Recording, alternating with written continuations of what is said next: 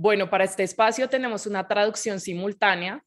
Lo pueden encontrar en la pantalla inferior de sus pantallas. Ahora sí, damos la bienvenida a Judy, damos la bienvenida a Alejandro. Muy buenos días a los dos. Muchas gracias, Catalina, and especially to you, dearest Judy, for being with us this morning. As you know, we are holding our alumni annual event. Because of COVID, we are virtually. And due to this fact, we are able to have you. It would have been very difficult for you to come to Bogota, even though I know you would have done an effort. Thank you for being with us here at the INALDE Business School. As you know, we are the Graduate Business School of Universidad La Sabana. And as we talked before, and as we have been sharing in this group, that Pablo Navas, former president of Los Andes, invited me.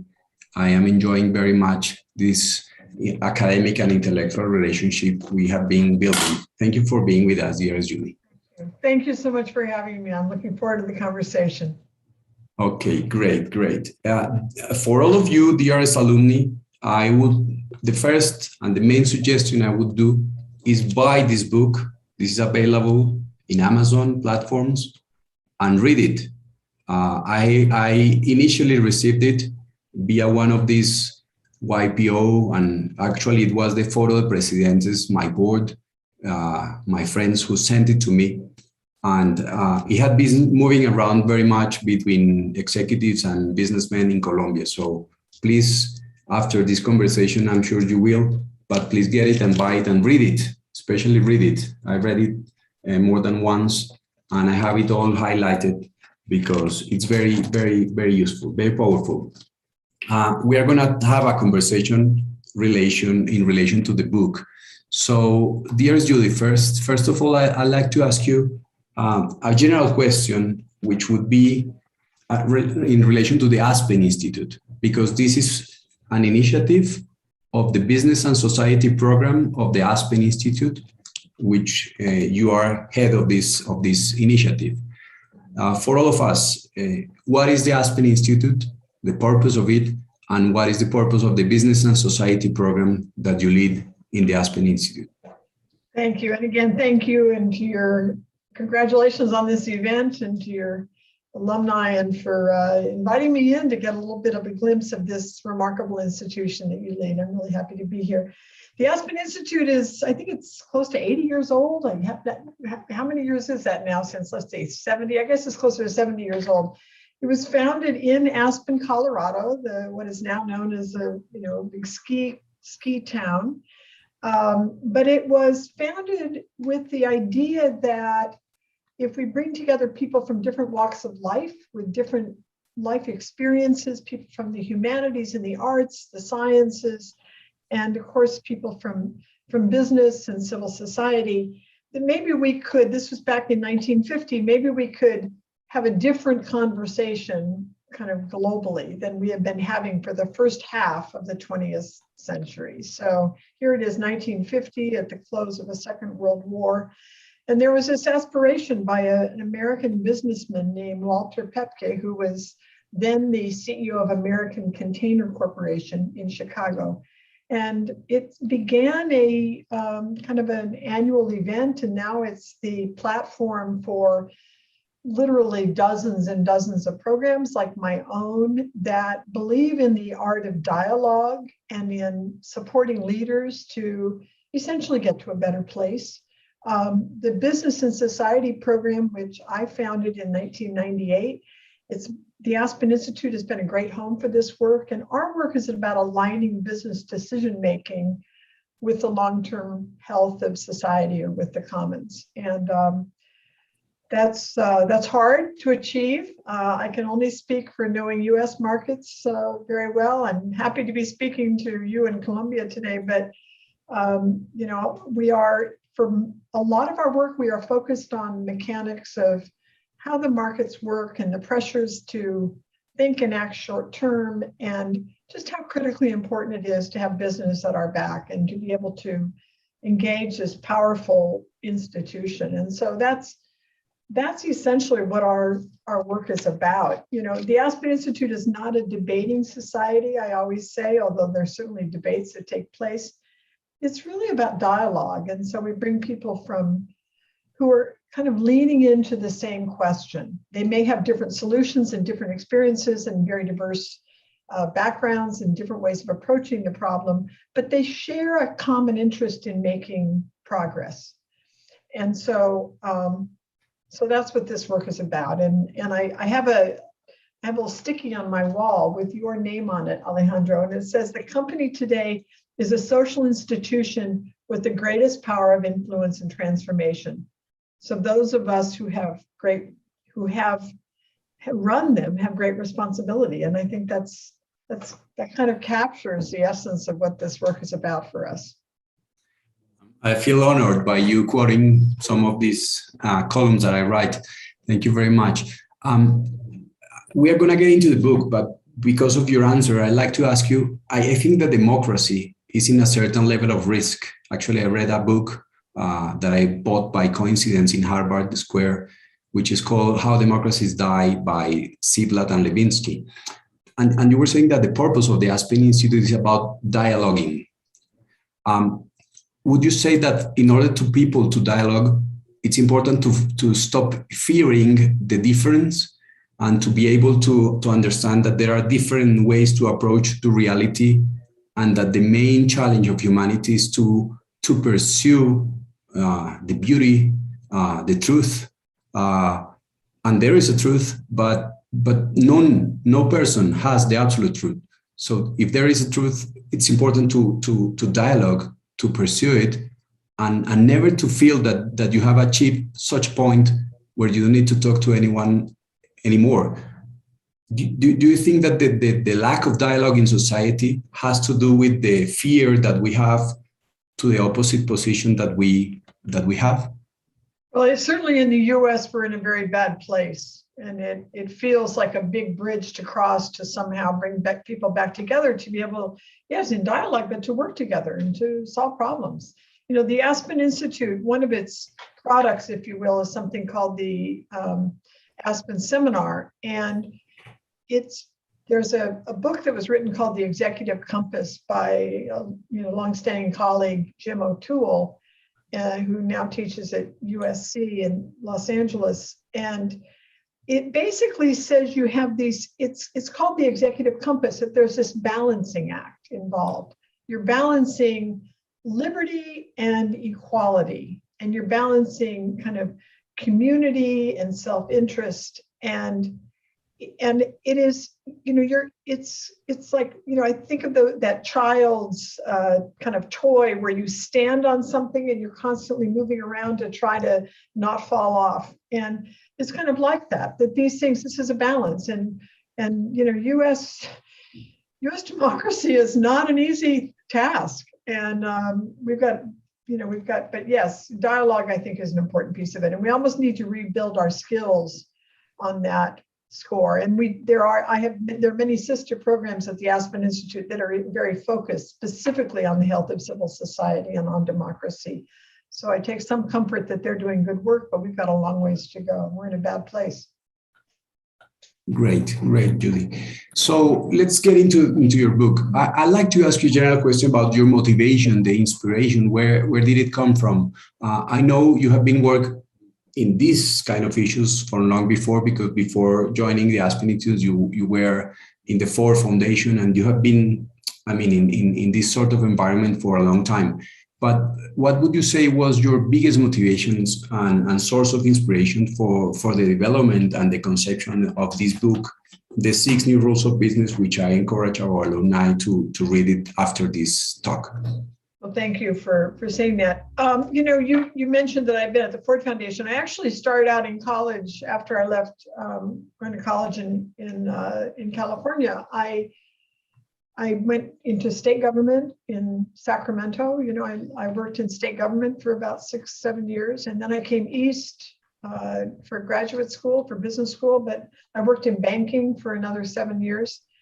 And then I went to the Ford Foundation and then founded this program with support from Ford.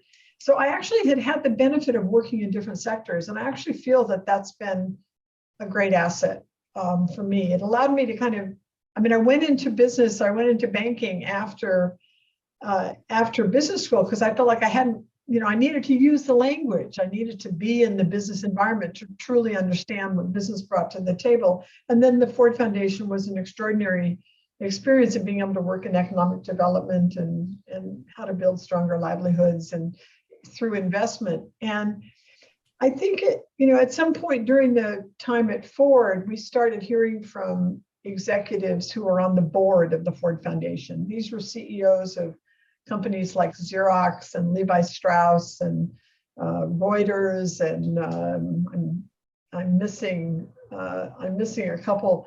And they started saying, why don't we talk more about the private sector? Why don't we talk more about the business sector at the Ford Foundation? And most people who work in foundations in the U.S., even though the wealth that created their foundation invariably came from business, they don't tend to live in this world, and they don't really. I think there's a lack of respect for what business brings to the table, almost as if business is all bad and nonprofits are all good or something. And I don't want to make it silly. Of course, it's more complex than that, and there are very thoughtful people working in foundations. But I did find, as we started at the Ford Foundation, saying we need to figure out how to partner with the business sector, that there were a lot of colleagues there that were very suspicious and cynical about whether or not that would be good or bad for us. So that was where in some respects, that's where the work was rooted. 15 years later, after I had been running this program at the Aspen Institute, I really wanted a break. And so I had a mini sabbatical, 2 months, but I spent a month of that at Bellagio's, the Rockefeller Foundation's wonderful center in Bellagio, Italy. And I needed a writing project. And so I pretended I was writing a book. Well, it finally turned into one. It took another 8 years. But I think what really motivated me and kept me at it was having had the opportunity to experience working with business, observing business, thinking deeply about kind of the what I would now say are the rules of business. And I was fortunate to find an editor who helped me see that what I was saying, that he said one time to me, he said, the rules you're talking about, they're already written, they're already in place. These are not in the future. And I said, exactly. And so what I wanted to try to do in the book was to express things that I think are driving phenomenal change in the business sector, that are directionally correct.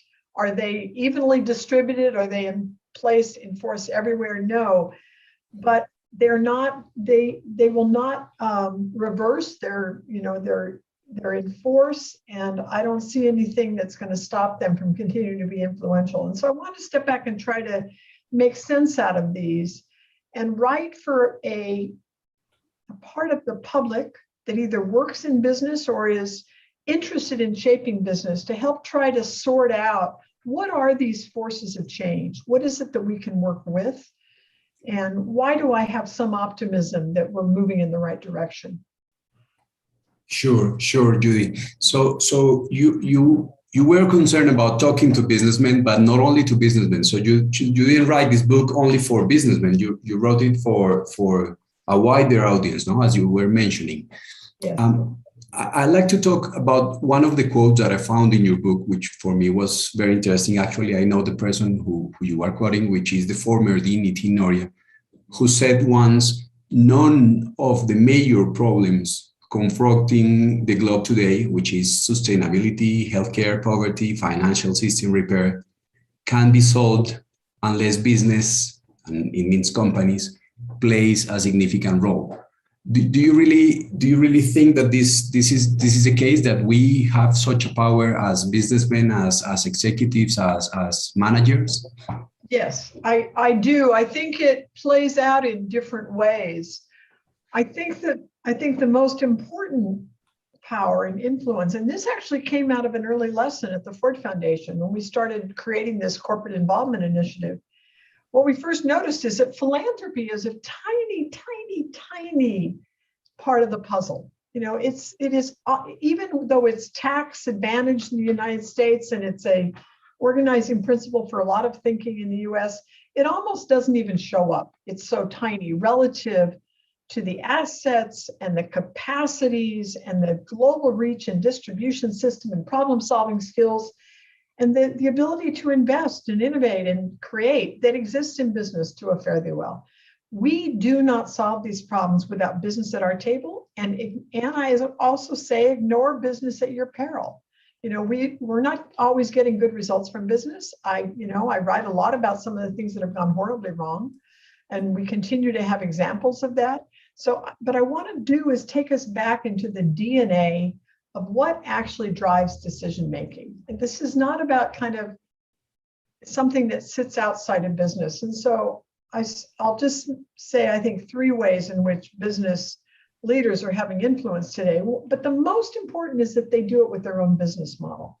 If the business model is not designed with the long-term health of society in some way at the center. I mean, Larry Fink from BlackRock has earned a lot of press for raising some of these questions. And he basically says business needs to serve a public purpose. And I agree with that. You know, it's we, the public, that grant business a license to operate. And if you ignore the health of society, well, another sign on my wall, I cannot have a successful business in a failed society. And it's incumbent on business to be at the table today, but to really think about where it has agency. What are the things that are within its command and control that deployed could, you know, really influence things like economic opportunity and racial equality and, you know, sustainability and climate change and, you know, name whatever the issue is that keeps you up at night, human rights or, you know, gun control. Business touches all of these things. And so, but it starts with the business model. And then increasingly today, we're seeing business executives, because of the influence of their own employees, who have begun to speak out in the public sphere about issues that matter to their employees. And then finally, we have the policy domain, where we need business in coalition to work together to address the complicated questions that, you know, we're discussing right now in Glasgow. You know, we will not, business has to be part of the solution when it comes to climate. There's no question about that. And it's been divided and it has been resisting the change, I think, up until now. And we're hopeful that that will change as well. Sure, Judy. So you are letting us know about your vision, expanding the vision not only within the company but outside the company. I'd like to ask you a question regarding this announcement that was produced in 2019 by the Business Roundtable, where they were renouncing shareholder value as the organizing principle of public companies.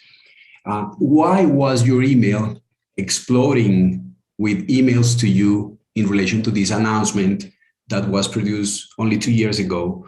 And why is so relevant, the announcement of this, and how do you relate it with this rule where maximization of profits is no longer the rule?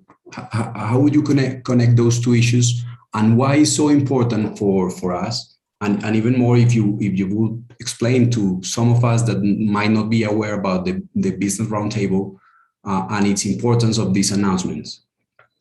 So the Business Roundtable is essentially a trade association, or it's an association of business leaders. It has 200 members, thereabouts, and it represents some of the largest brands and enterprises in the United States. These are all US headquartered business executives. For decades, the Business Roundtable has kind of been the, symbolic of the voice of big business. And it's primarily a lobbying organization, but at times it kind of uses its offices to kind of get the sense of the business community and speaks out on other questions. And because of work that we were doing on the purpose of the corporation, where all of the analysis that we had done over many years, and there are many organizations that we work closely with who feel the same way, that this kind of US notion that the purpose of the corporation is to enhance shareholder value, that's taught in every business school classroom or every finance classroom still today, it's kind of the Milton Friedman mantra, but then it was kind of turbocharged by the idea that to assure that companies are operating for the shareholders first and foremost, we also need to pay them in stock and assure that that's the case.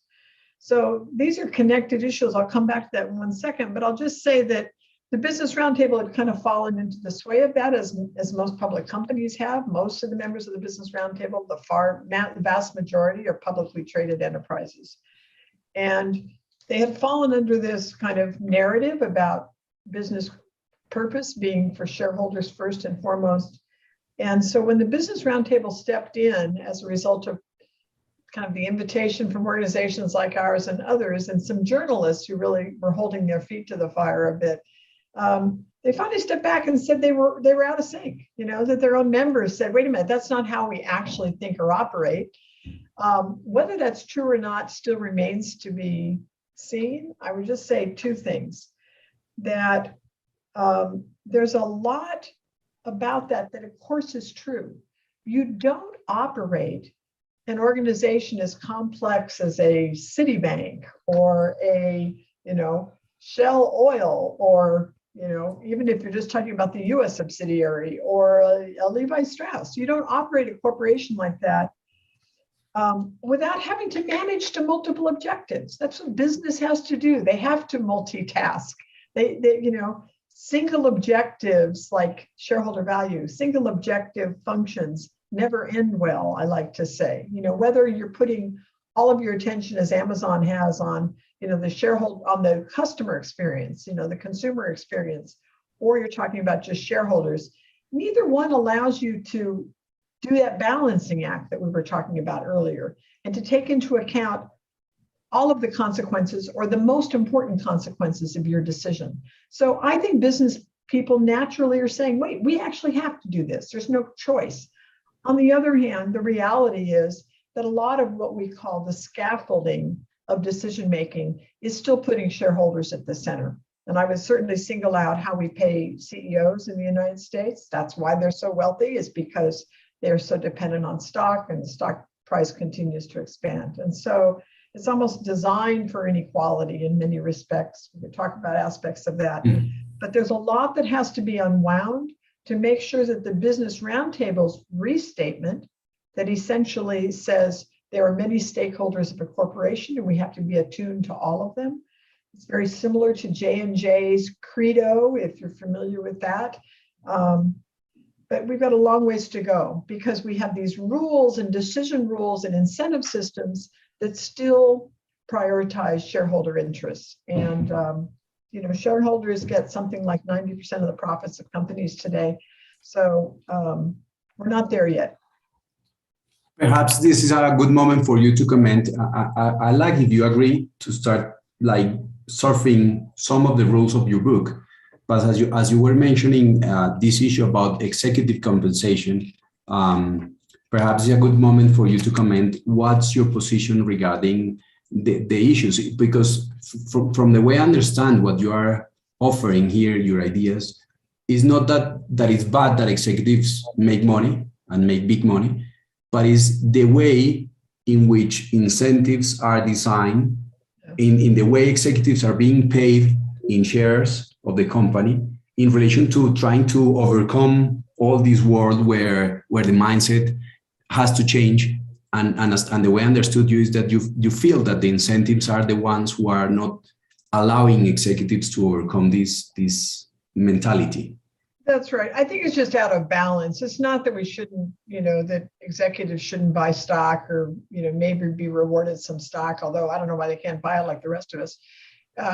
They certainly have the money to do so, but they would have, there's no reason not to have we're not suggesting that CEOs need to ignore the shareholders, but the way that the system works in the United States today is that something like 60, 70, 80, even higher % of the weight of the pay packages. So if you kind of look at what the incentives are in pay, the greatest attention is paid to the stock price. So they are rewarded in equity or equity equivalents that I always say, it means that,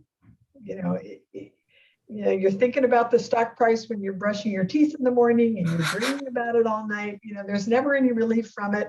And it is true. I mean, and we certainly know enough people in public companies that say that constant, even though we've articulated a vision of the corporation responding to many other forces and being able to balance other kind of objectives.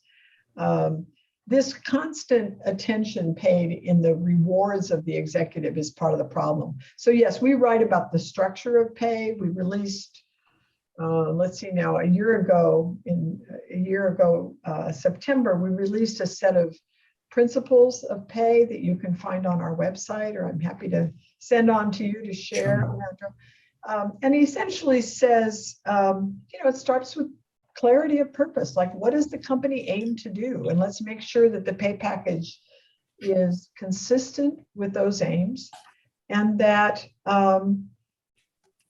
that we don't have untoward incentives kind of weighing down the pay package that don't even work as a behavioral matter. We understand how human behavior works.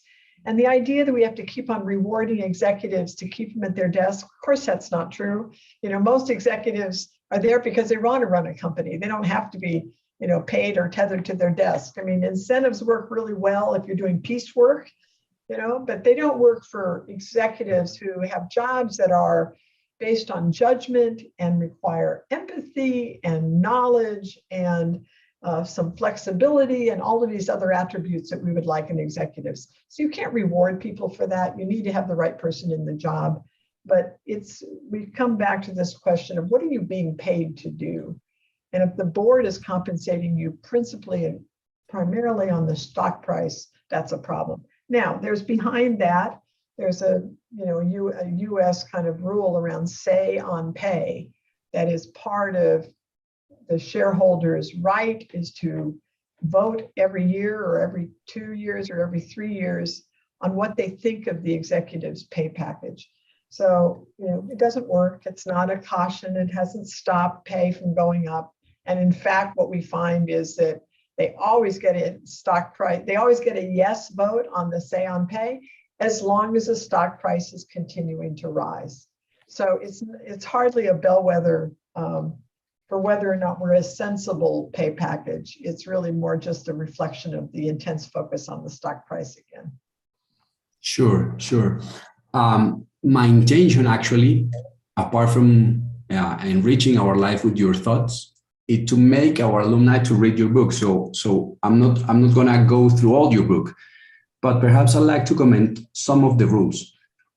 We can start by the first, but I would like to start by the fifth, because you are saying that actually culture is the king now and not capital is the king as it used to be. This is because Judy's alumni, Judy in her book, she compares her 6 new rules with the 6 old rules. So the old rule would be capital is king, and the new rule that she's proposing is culture is king. I'd like to talk about this because for me, just the name capitalism has some sort of a big flaw, which is that it puts the capital over the labor. And actually a company for me, it's a community of persons working together. But I mean, putting this like ethical side of the old rule and the new rule and your practical side, because I'd like you to comment about why capital is no longer king. And as you were saying, capital is no longer an scarce resource. Would you please comment on this 5th rule of your book? Sure, I'm happy to. If you look back at the time when General Motors was the largest company in the United States, and it was the largest, holding of stock in the stock market, it needed capital all the time. It was constantly accessing the markets for capital because it was building, manufacturing facilities and had big labor questions, and it had a hunger for capital. But if you fast forward today, the companies that dominate the stock market are capital light. These are technology companies. Do they have some use of capital? Sure. Did they raise capital? Many of them did when they went public, but it's sufficient. They're generating cash at a level because they don't really employ that many people. They outsource, a lot of, take Apple, for example, one of the highest, rated stocks. They don't have any manufacturing. They've farmed out all their manufacturing to China and other places around the globe, and it's done through third parties. They don't build factories. So they have something like 125,000 employees. This is one of the largest companies in the world, and only 125,000 employees. I mean, General Motors at the top, I think, had 1 million employees just in the United States alone. So these are very different times. And if you look back recently, the companies that are going public aren't even bothering to raise initial capital when they do their initial public offering. You know, Spotify, Snapchat, some of these technology companies, they don't have any need for capital. They just enter the market in order to allow their early investors to have some liquidity and to be able to sell out if they wish. And so why do we spend so much time talking about the stock price? Like, why do we empower it so much? Well, that's back to these rules of engagement. But what is in scarce demand is strong culture. And increasingly, we're seeing executives, there's longstanding examples of companies that have always been culture rich, who put their employees at the center, who understand they are not just a stakeholder, the employees are the company, and to really be productive, to retain and build on the skill and the firm-specific knowledge that these employees retain and that is so critical to your long-term success. That's about building a robust culture and making sure you're taking best advantage of those employees, and that they believe that they're full participants in the business's success. So, there's a lot of good examples to look at, but that's the scarcity today. Companies are looking to build strong cultures. And how would you define culture? Because I understand this is more related with labor, with the people within the company, but why culture and not like a means of productions in terms of people? Because you have an intention behind naming it culture as the king. For the very first time, in, I think, kind of modern economic history, the productivity of employees is no longer tracking with their wages. So we're seeing this division between the health of the employees and the health of the enterprise. As productivity has continued to grow, the employees have not benefited from that. That is a real departure from the way the system is supposed to work. And so something has eroded. And it takes me into another of the rules that I write about. But it's basically, where where employees used to be viewed as being a cost of doing business. Today, we're starting to see a real resurgence of interest in employees and workers and laborers of all kinds who have been, come through COVID. I mean, the examples of how important that interface between the employee, the laborer, the worker, and the consumer has become, abundantly clear during this last couple of years. And so I think we're seeing, we're experiencing this great resignation. All of this takes us back to culture. How do we build a culture that rewards and respects the worker? You're right. We call it capitalism. Then we try to define it. We kind of call it humane capitalism, or it goes by many names. Now it's stakeholder capitalism, but it's always going by different names. Conscious capitalism and sustainable capitalism, and we could go on and on. None of those things work for me. I think we've got the term we have as capitalism, but what does that mean when it's working well? And what is this balancing act between, what has to be true for the company to succeed in the long haul? It's all about time frame. And I think culture is very much about building an enterprise that stands the test of time. So this allows us to introduce you to a rule I guess you were mentioning, which is the fourth, which is that you say that employees give voice to risk and competitive advantage in comparison to the old rule, where labor was a cost to be minimized.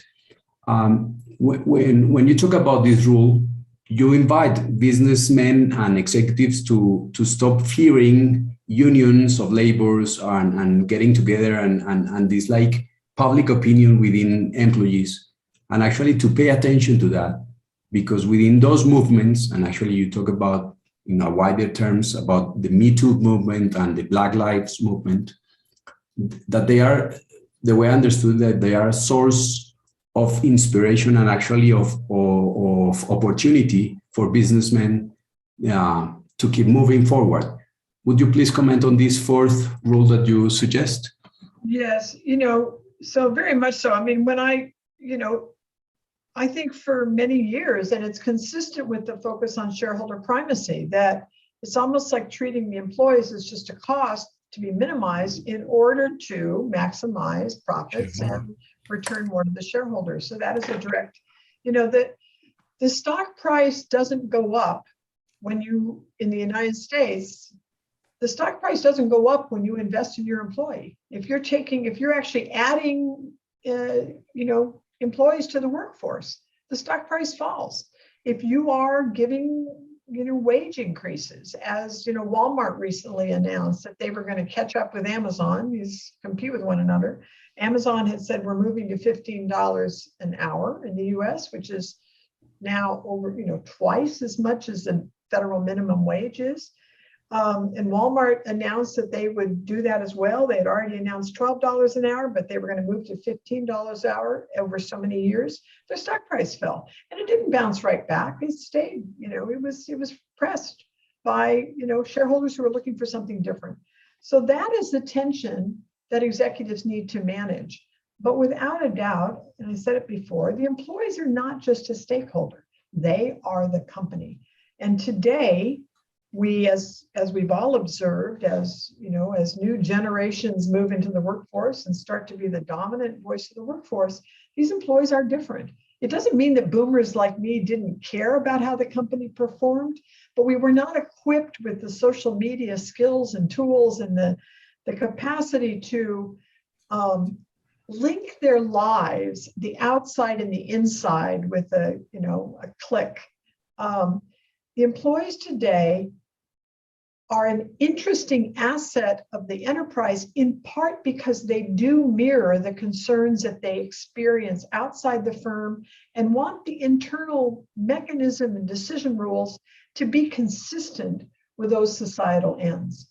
And that is a very compelling force of change. And what we are seeing in the US is many examples of employees speaking out and raising these questions where the policy of the company seems to be at odds with their actual practice.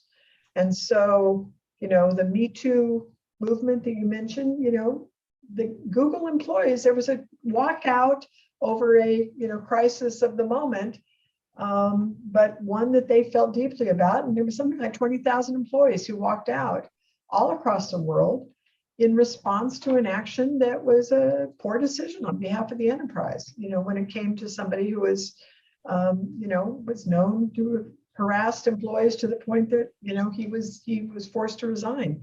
And so, but the company didn't handle it well, and the employees walked out. And it became a moment where we started to hear the employee voice about things that are not usually discussed in the public sphere. And so we're seeing more and more of that in the wake of the insurrection at the Capitol on January 6th. It's the employees that started asking questions of their executive about why are we spending money electing people who are refusing to acknowledge, the election, who are refusing to certify the election. So these things are continue to happen.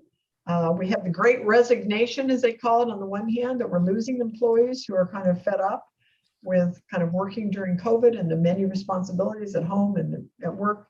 And labor unions may or may not come back, but we're starting to explore, and we're starting to see companies explore other means of making sure that they've really brought employees to the table in a new way, that they're listening to them, they're getting ahead of the game, they understand the issues that are of great consequence to them, and that they're looking to essentially align their enterprise in a way that is part of this cultural shift that we need. Thank you, Judy. I'd like to connect this with the first role of your book, which is reputation and trust. as the source of value for companies in comparison to hard assets. And you just said that employees are not a stakeholder, they are the company. And as you were mentioning, for example, with General Motors, the company was very intensive in machines, in capital. Would you please comment in relation to this rule? Why did you choose reputation and trust as the main sources of those lists of intangible assets as the driver for the company value? So there are many things that make up the value of a company. Today, it's not the things that are tangible that we can measure easily, and that it's no longer, as we say, a bricks and mortar economy. The assets that make up the company that explains something like 85% of the valuation of companies today are intangible assets. These are things that are not easy to measure, and they are things like trust, the ability to retain employees, attract and retain employees, the license to operate again, the ability to operate wherever you choose because your reputation is one that the community welcomes you there, as opposed to, doesn't trust you and makes things difficult for you. So these are common sense principles. There's nothing magic about this. People understand, executives more than anybody understands the complexity and the importance of maintaining good relationships with government, with the community, your host community, certainly with employees and beyond. So these are common sense, but they do surprise people who are attempting to measure the company a different way. And they're not necessarily always in the direct control of the executive either. Those influences that roll up to the kind of sensibility of employees and how they think about the enterprise, that's influenced by how they experience the company on the outside, not just the inside. So, the great strength of trust when it comes to employees, but also consumers, is their ability to look at the company through with different lens. What is the product actually that they're making? And is this a good product? How is it made? I mean, all of those ways in which we're willing to peel back the company today, they're complex, they're hard to measure, but they all are part of the enterprise's reputation and, important to both consumers, employees, the communities that welcome the company in, how they treat natural resources. That's part of this license to operate. So, all of those things are important, but they're difficult to measure, and they're not static. We're constantly moving. Sustainability, as I say, is not an end game. It's a way of thinking. It's a mindset.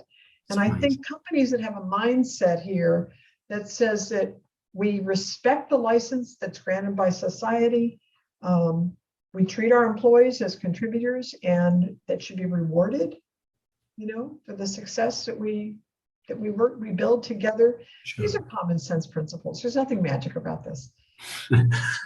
Yeah, well, they are common sense, but they are not very. My grandfather used to say that the common sense is the more common sense, but but less people used to exercise. Something like that in Spanish. But I like to go to this second rule, where you are comparing the old rule about profit maximization, and you are suggesting something that is very, I would say, this is very much accepted now, that there are more than one objective to take into consideration. I'd like to ask you, if I can, in a provocative way, because I studied, for instance, when I did my PhD in management, people used to say there is an objective function which is maximize profits, and then subject to, for instance, ethics or integrity, which are not part of the objective function. Now you are saying that it shouldn't be one, which is, of course, clearer and simpler to try to maximize one objective function, which would used to be profit maximization. But you are suggesting that we have to serve many objectives beyond the shareholder value. what would you say if I would say that the objective function, the only objective function for a company to maximize is the human dignity and the common good?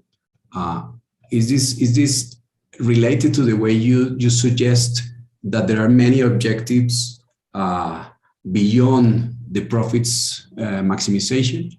It could be. I think it depends on how that, how does that parse? You know, how does that actually connect back to the business model?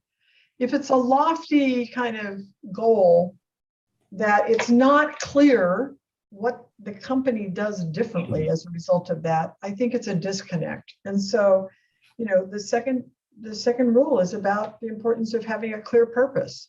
But that purpose can't be, you know, the joke, you know, about WeWork, you know, which imploded this co-working space, this company in the US that was growing internationally as well. You know, the purpose was something like to raise the world's consciousness or something, you know, through co-working spaces. Well, yeah, really? How are you doing that? So it's got to start with what is absolutely critical for the company to get right in order for it to flourish. And if the purpose, if the objectives of the company are not honed around what's critical, what's the critical inputs to the success of, you know, what's critical for an input of a manufacturing enterprise may be different than a tech company, may be different than somebody who's in energy, than somebody who's in, you know, fashion. It has to have a grounding in what, so I write about Merck, you know, which years ago got a lot of very positive press because of taking on a huge public health challenge with a drug that they had invented but had no commercial value. But it ended up being the cure for the disease that was rife in river valleys in Africa called river blindness. It has another name that I won't try to pronounce right now. And the executive had to make the decision about whether or not to move forward. None of the executives on the executive team, on the CEO's team, agreed that they should take on the responsibility of manufacturing this drug because it wasn't going to earn them any revenue. It felt like an obligation that would never end. And it has never ended. It's an obligation that Merck took seriously when they couldn't get the UN to take it over. They couldn't get the White House to say, we'll distribute it. They persevered. And that's because the executive understood that the most important input for Merck was their scientific talent. It wasn't just anything. He knew, this is Roy Vagelos, he knew that what was critically important to their long-term success was the ability to attract the best scientists. And their belief, they were there to cure disease. They were there because they cared about human health. And if they discovered something that ended up not being able to be something that they could sell down the street here in New York City, but was, you know, a cure for something for people who had no money, would be hard to distribute, he needed to persevere because he knew that he was investing, by doing so, he was investing in the belief of their scientists that they were at the right place. And so I use it as an example because I think it's it brings a lofty purpose back to the mechanics and an understanding of your own enterprise. What needs to be crystal clear about how we will succeed and where that is in harmony with the two things that you mentioned, you know, the human dignity and common good, yeah. Spirit and the common good. Great. I appreciate very much this answer because you are right. Every company is here for a purpose, and the other objective function would be too wide, and actually could be an objective function of society, not a business. And I do appreciate it. Let me move to the sixth rule you proposed, which is in comparison to the rule of competition in order to win, to beat competitors, which was the old rule. You are suggesting a rule that is related to co-create to win, not compete, but co-create in order to win. And you actually in the chapter that describes this rule, you are suggesting that the major problems and the big problems we are facing now, and in the industries where the complexity increases, this is the only way to actually be useful for society, not competing but co-creating. Would you please comment on that rule? I write about fisheries. I write about an example of fisheries in the North Sea, in the Barents Sea, where they were being overfished, and the fisheries were at risk. So it's kind of a metaphor for the larger kind of questions of the health of the supply chain, the health of the natural world and resources on which we are all dependent, and of course business is dependent as well. But you don't solve these problems. You don't solve climate change one company at a time, even with the remarkable commitments that many companies are making today to reduce their carbon emissions fairly dramatically over these next decades. Even if you roll all of that up, it doesn't solve the problem. You need governments setting the rules and clarifying and raising the bar on everyone. And that's a great example. I mean, we simply have to bring the business sector, we have to bring corporations together in consort with government to move the needle on addressing climate change. But in fishery terms, it's a smaller contained area, and we understand that if it's being overfished, it requires everyone who is accessing that natural resource to come together and agree on a set of protocols to make sure that production is in keeping with the health of the enterprise itself. So you could take this same example, apply it to virtually any natural resource, whether it's forests or water conservation, or addressing the watershed or any other natural resource. And in some respects, it's also true today about human resources. It's also true about what are the attitudes that we bring to the table about who gets to work, and whether or not we require not just certain kinds of protocols in our own company, but what do we require of our suppliers?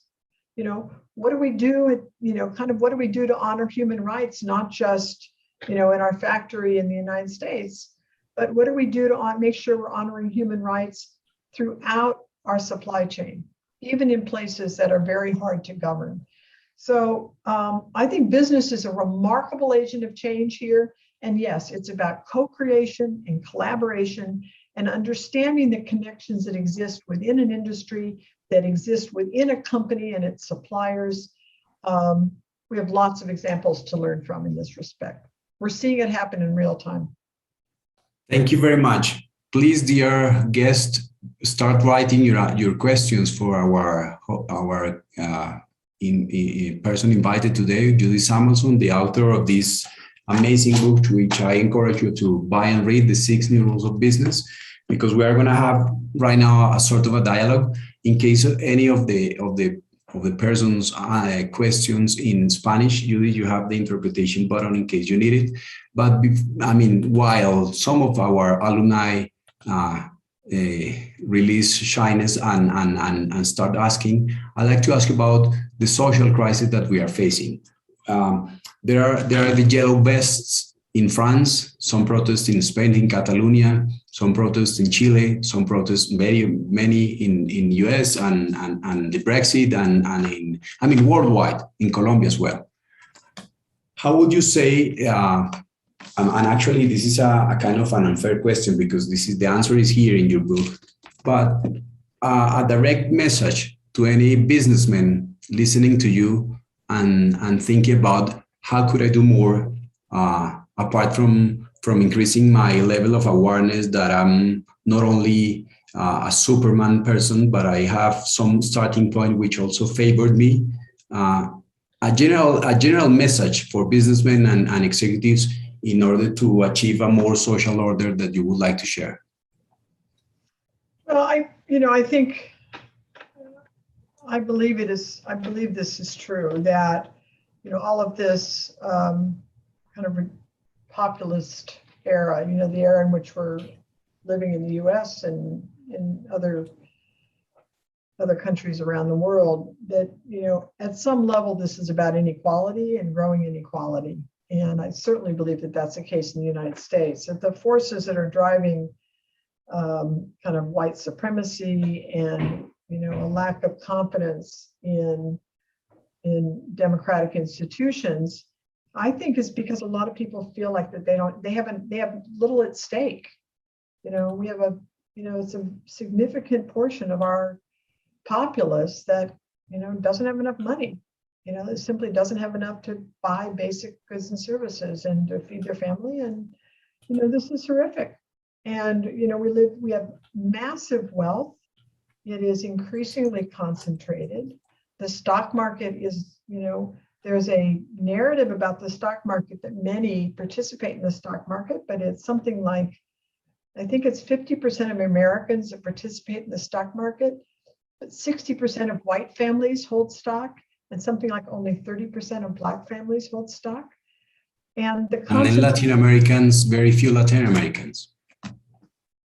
And so you understand the problem. And if you take it another step, of course, the concentration of wealth in the stock market is pretty severe. Something like, I think it's 20% of investors in the stock market own 60% of the wealth of the market, something like that. And the rules are designed to prop up the stock market because, the people who benefit are making sure that that's how the rules are written. So I think there's a lot of cynicism, but I believe this kind of tilting toward a populist and what we've experienced in the U.S. certainly comes out of a sense of I have nothing to lose. I've got nothing to lose because I'm not. There is this sense that the Washington consensus and the game is stacked against them, and so this is a important. This is a domain in which business executives can make a difference. And it starts with their own companies. Are the employees fairly compensated for their contribution to the wealth of the enterprise? And without a doubt, in many industries, that is not the case in the US. And even in the industries that we believe it's the case, so say technology companies, tech companies, the average employee does very well, but what have they done? They have contracted out a lot of jobs. So those jobs that used to be on the, kind of on the path and had potential for being able to rise up in the firm are now segregated and have become dead-end jobs where people have no economic security or even job security. Under the rules of the federal government, they can't even work a full year because otherwise they would have to be considered employees. And so they have to work on these short contracts. And, we have lots of examples, but, the decision to contract out work is usually done in the name of greater efficiency or productivity or somehow, that we are not good at everything. We shouldn't run the cafeteria. Let's contract out the cafeteria. Well, even cafeteria employees are people who clean offices. If they're on the payroll, there's more of a pathway to be able to get into jobs that make sense as the next step. And, contract labor is a huge contributor to poverty in the United States, to growing poverty. It may be the biggest contributor. So everybody has choices to make. And I think we call it choice points. What are the choices that as an executive, you actually are making or can influence as the executive that have to do with all of these choices about who works here, how we compensate them, benefits, the ability to invest in employees to make sure that at a time of great transition, when we're going to be automating more jobs and that there is, artificial intelligence and all of these things are being talked about and seem to be in our future. Well, how are we going to help people make the transition? And what are we supporting on the policy side? So I'll end with, I'll get off my soapbox on this one and just end with this moment in the US where we have, legislation that's kind of stymied that would be a massive investment in the kind of safety net for Americans and grant some things that are taken for granted in many companies, in many countries around the world, like paid leave.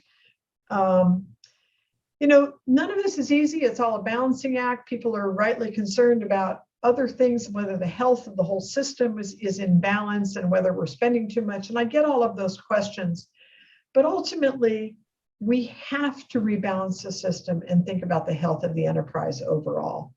And that is not being measured at the level of companies, and it's certainly not being measured at the level of individual wealth. And so I say, let's come back to the table and look at where we within companies have real agency, decisions that we can make that are consistent with the long-term health of society on which we depend. Wow, thank you very much, Judy. We have time for 2 or 3 questions from the audience that we are gonna raise it to you, but it's very, very, very inspiring. Kata, please start, and remember, Judy, that if you need the translation, you have the button there. Así es, Alejandro. Muchísimas gracias, Judy, por este espacio. Y tenemos como primera pregunta esta de Robert. ¿Cómo trabajar la cultura de la organización para que el colaborador sea el centro de esa empresa cuando el enfoque está en el accionista o el cliente, y qué tan rápido se puede lograr esa conversión? How do I translate it? You didn't get the questions translated? No, there was the button at the right, interpretation, but the question was about culture and how to make the culture be alive within the company. So if you could comment a little bit more on the issue that we touched, which is the culture. Interpretation, is that what I'm, there it is, English. Got it. You want to read it again, Yes, Kata? I can. Yeah, sure. Thank you. La pregunta es, Judy, ¿cómo trabajar la cultura de la organización para que el colaborador sea el centro de esa empresa cuando el enfoque está en el accionista o el cliente, y qué tan rápido se puede lograr esa conversión? So I think it's a great question of design, and we're going to need more creativity. We have a project that's underway in the Business and Society program that we call the Worker Voice Project. And it started by bringing people together who are expert in labor issues, expert in worker representation, and who are both scholars and activists in this domain, to essentially say, how do we design this differently?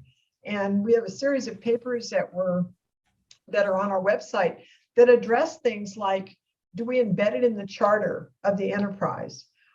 Do we think about it in terms of governance of the organization? Do we need committees rather than a compensation committee? We're starting to see enterprises reframe the responsibilities of the comp committee to be about the employees overall and the health of that kind of relationship. There are decisions to be made around how do you actually consult with employees. Companies are starting to experiment with having, I don't think that we'll ever see an era, at least not in my lifetime, when big public companies or large corporations are likely to put employees on the board. They simply don't feel that that would allow them to have fresh conversations, and that they would be stymied in governance. Whether that's true or not, I don't know. Obviously, Europeans seem to pull it off just fine. But in the US, we may need to create what they call mirror boards, where you actually create advisory boards to make sure that you're listening to employees of either a certain cohort, a certain kind of experience, a certain kind of age, to make sure you're mixing it up. So it's a question of design, I believe. And we need more creativity. Maybe some of that creativity will come out of Columbia, and you can share it back with us. But the next phase of this project is actually going to bring together companies to experiment and to kind of do some beta testing around new mechanisms of management and governance, and setting intentions to make sure that, yes, we're building the culture and listening carefully to employees, and opening up the enterprise in a way that employees understand more about the operations of the enterprise as well. I mean, kind of investing in them the confidence that more knowledge of how the company makes decisions and its health is of use to employees, and that they will respond in kind.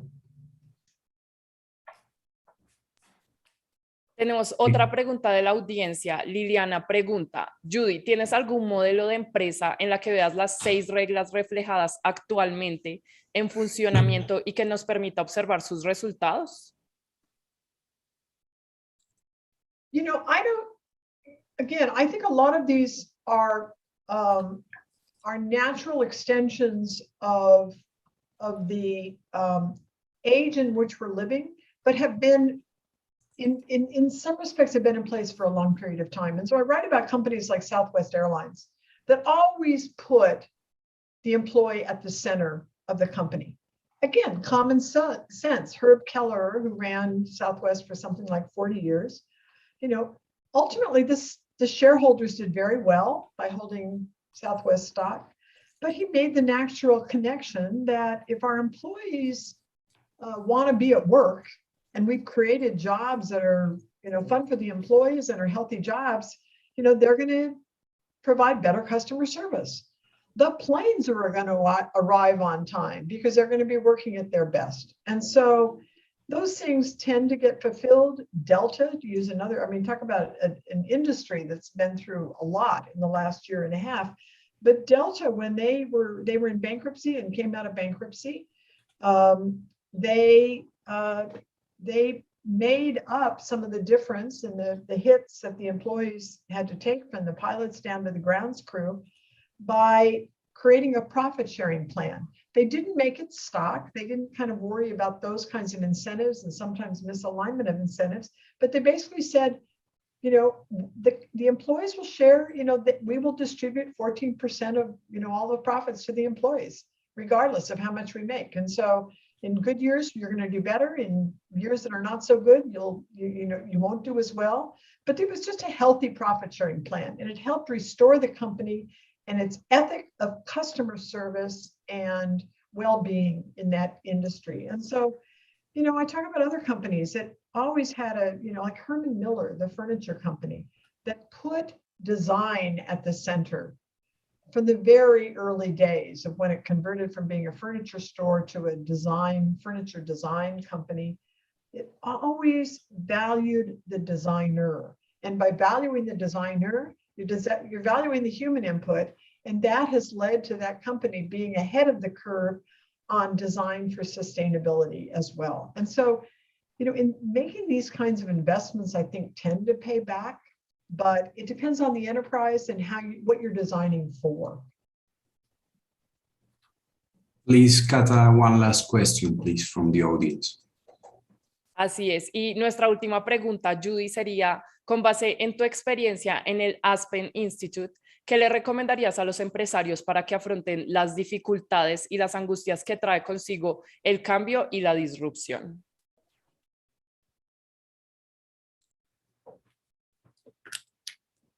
Well, yes, it's a hard question, isn't it? You know, I think there's an internal game and there's an external game.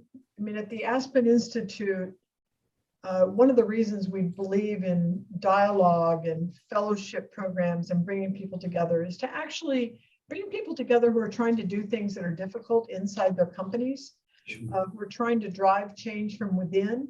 And we create cohorts where they are with people from very different industries and from countries all over the world, and who have different functions or different ages. They're not, you know, they're not all at all alike, but they all share a passion for driving change within their enterprise.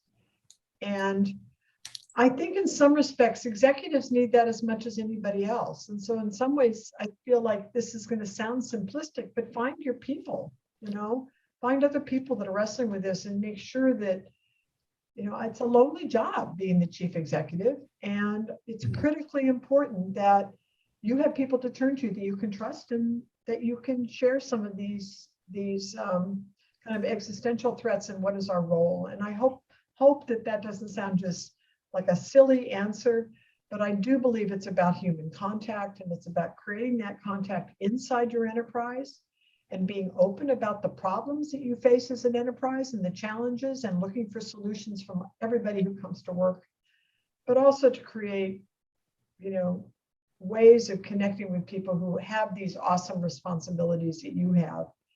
and find ways in which, you know, you open up the conversation to maybe other sectors and to other people from other, you know, walks of life who can help share some of this burden and help guide and consult. Judy, I cannot finish without asking you one question, and it's in relation to this T-shirt that you found interesting in the Central Park, where there was a quote, "There is no finish line." You introduce your book with this quote, and you finish your book with this quote of this T-shirt, "There is no finish line." Would you please comment on that in order to close our conversation that has been very, very insightful? Well, thank you. There's no finish line. You know, the rules are changing constantly, and public expectations of the private sector as well as the public sector are going to continue to morph based on the conditions in which we live and the crises that we're facing and the capacities that we need, you know, as problem solvers. And so in some ways it's, you know, you're just never done. You know, as I said, sustainability is not a destination, it's a mindset, it's a way of thinking. You know, I think it's aligned somewhat with the old quality movement, you know, where we knew that in order to now what would be called lean manufacturing in the United States, but the idea that we need everybody at the table and kind of leaning in to identify when something was going wrong, and that we're creating a culture, a strong culture enables people to be able to speak up and be part of that. Well, that's a continuing challenge, you know, and so the notion of a quality product today is, of course, more complex because everything about the quality of that product, a lot of that today is now way outside the gate of the enterprise.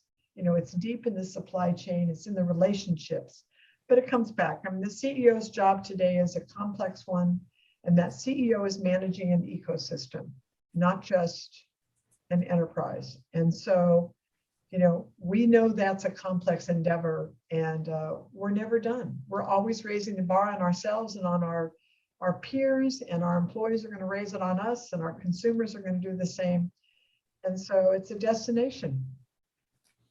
Excellence is a destination. Judy, thank you very much for being with us with this annual alumni event of INALDE Business School, the Graduate Business School of Universidad La Sabana in Bogotá, Colombia. It's been a pleasure and honor. Thank you for your generosity, your consideration, and your time. Well, and back at you. Thank you for your time today, Alejandro, and your staff. And so good luck with the rest of the program. And thank you so much. Thank you very much. Queridos alumni, los invito a leer este libro. Es muy fácil de comprar vía Amazon y de verdad que vale la pena leerlo. Es muy enriquecedor y comparte todas estas posiciones del management que están hoy más vigentes que nunca y que llevan en su ADN nuestro humanismo. Los invito a que lo compartan, a que lo compren y lo leen. Y te pasamos la palabra a ti, Catalina, para que cierres el evento y nos digas lo que esté previsto. Thank you very much. Bye. Bye-bye. Muchas gracias, Alejandro, y agradecemos nuevamente a Judy Samuelson por compartir con nosotros este espacio tan enriquecedor y por todas estas reflexiones que nos dejó durante su conversatorio con Alejandro Moreno Salamanca. Y con esto finalizamos nuestro encuentro anual de egresados 2021. Le damos las gracias a todas las personas que se conectaron con nosotros y esperamos que hayan disfrutado de este espacio que fue diseñado especialmente para ustedes. Los invitamos a mantenerse unidos como la comunidad que son y seguir conectados en nuestros diferentes canales de comunicación para estar al tanto de las novedades de INALDE Business School. Nos vemos en próximos eventos.